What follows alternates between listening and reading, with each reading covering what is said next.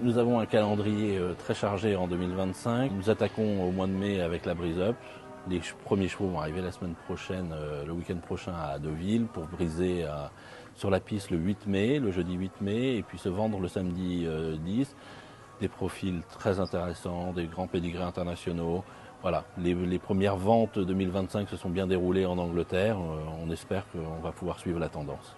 Les ventes d'août, on est en pleine tournée en ce moment, on en a encore pour un gros mois.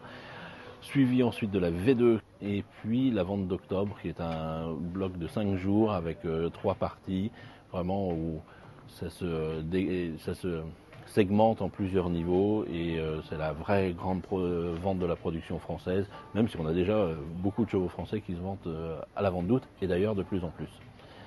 On a aussi nos deux grandes ventes de chevaux à l'entraînement, juillet et novembre.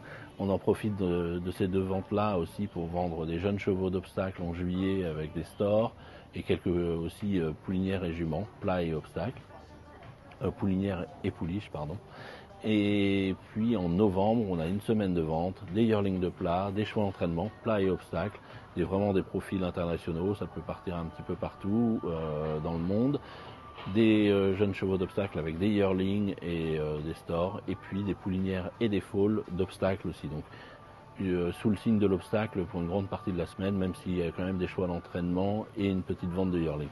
Et puis, terminé pour les ventes de chevaux d'entraînement, la traditionnelle vente de l'Arc qui a presque 50 ans d'existence maintenant, avec plusieurs chevaux millionnaires l'année dernière. On est sur des profils très intéressants pour la clientèle internationale, le Golfe, le Hong Kong, les États-Unis.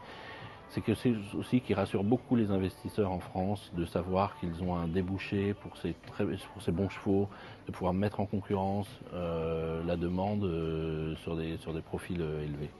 Et puis nous terminons l'année avec la vente de décembre, des juments, des pouliches, à l'entraînement ou sortant de l'entraînement, avec des foals aussi. C'est devenu un rendez-vous incontournable des ventes d'élevage mondiales.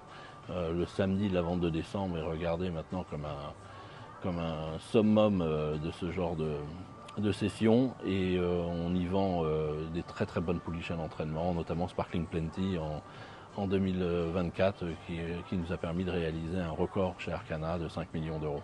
Les Arcana Series, c'est un concept qui a été créé c'est la 3e année maintenant, c'est un concept qui a été créé pour fidéliser, pour amener quelque chose en plus aux courses françaises et aux investisseurs de jeunes chevaux en se disant on a des objectifs dans l'année. Alors il y en a deux des objectifs. Il y a le 14 août avec 4 courses, 2 courses d'inédits, une course de mâle, une course de femelle.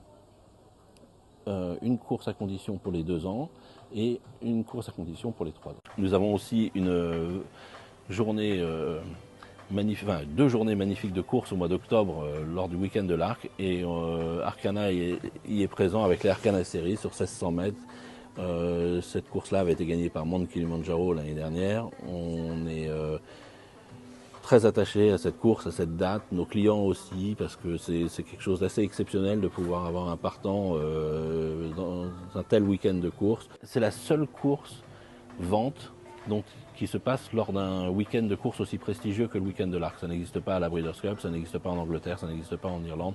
Donc nos clients sont très attachés à cette date, et nous aussi, et nous sommes ravis de les accueillir sur l'hippodrome de Longchamp pour un festival de course magnifique.